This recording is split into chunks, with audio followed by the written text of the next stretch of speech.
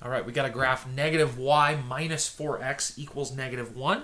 In the previous problems, two problems, you found slope and y-intercept, but you needed to solve for y first. So let's go ahead and solve for y. We need to move this negative 4x first. So the opposite of negative 4x is plus 4x.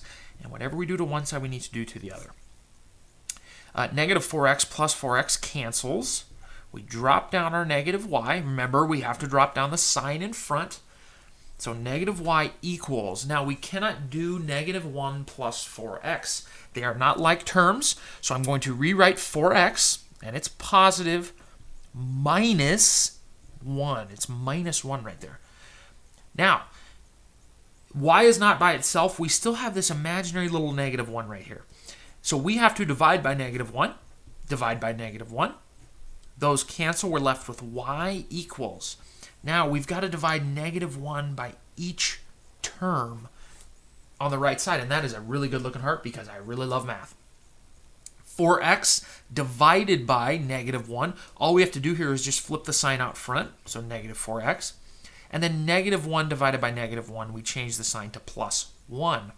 Now we have it in y equals mx plus b. M is slope, b is y-intercept, so the number right in front of x is going to be slope. It's negative 4, which is the same as negative 4 over 1. And remember, that is rise over run. The y-intercept is going to be this number right here, and we take the sign out front, so it's positive 1. Now, to graph, we take our y-intercept, we take this value, and we put a dot wherever this value is on the y-axis. Remember, the y-axis goes this way. This is where the graph is going to cross the y-axis. Now, from there, we take our slope, which is negative 4 over 1. So if it's negative, we start down. If it's negative, we start down.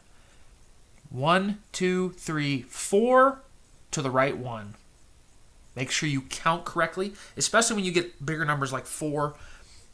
We go from here, 1, 2, 3, 4 over 1. Just like that. We take our straight edge and we line it up as best we can. And we do that. And I know that you guys did not actually graph it. You guys did multiple choice. But again, it's very important that you count correctly.